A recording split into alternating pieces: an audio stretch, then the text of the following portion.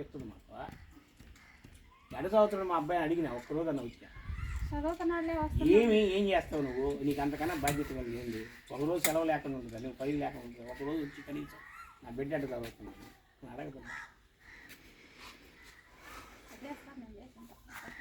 10 సంవత్సరాలు వదిలి పారేస్తున్నాను